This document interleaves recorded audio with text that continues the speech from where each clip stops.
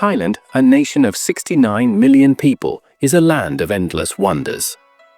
Yet, despite its beauty, it harbors a dark reputation that constantly shadows its name: sex tourism.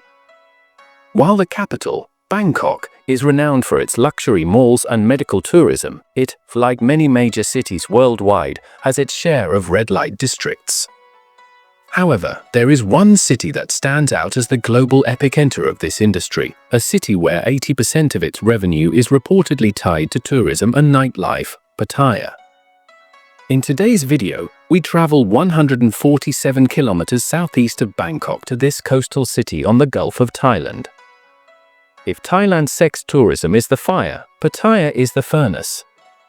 While it is common to blame Westerners, specifically Americans, for exploiting these conditions, the historical truth is backed by data.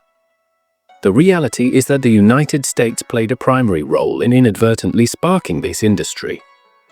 It all began with the Vietnam War, which started in 1955.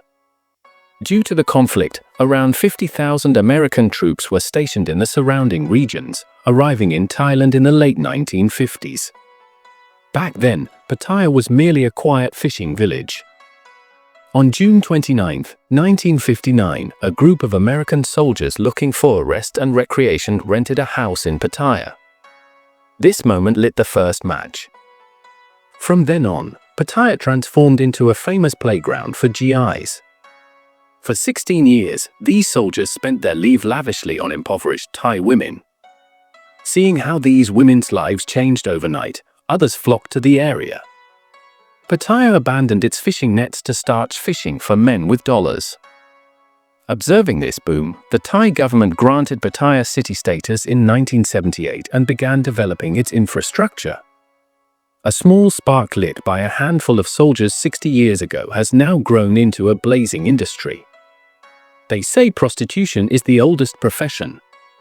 While it exists in every corner of the world, Thailand has become its global face.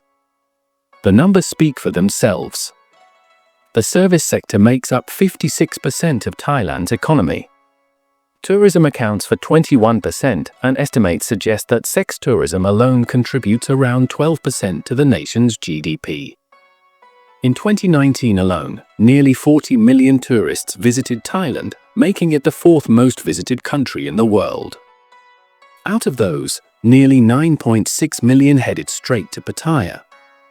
Beyond the hotels and restaurants, it is estimated that 400,000 women in the country work in this trade. Tragically, 80% of these women come from rural areas, entering the industry primarily to support their families. For the government to strictly enforce a ban would mean cutting off the livelihood of thousands and losing a massive chunk of the national revenue. It is a complex economic dilemma. This doesn't mean the government hasn't tried. Despite laws passed in 1996 and a vow in 2015 to eradicate sex tourism within 4 years, the reality on the ground is different. 9 years later, the problem has arguably worsened, evolving into a dangerous industry plagued by human trafficking, organized crime, drugs, and deep-rooted corruption.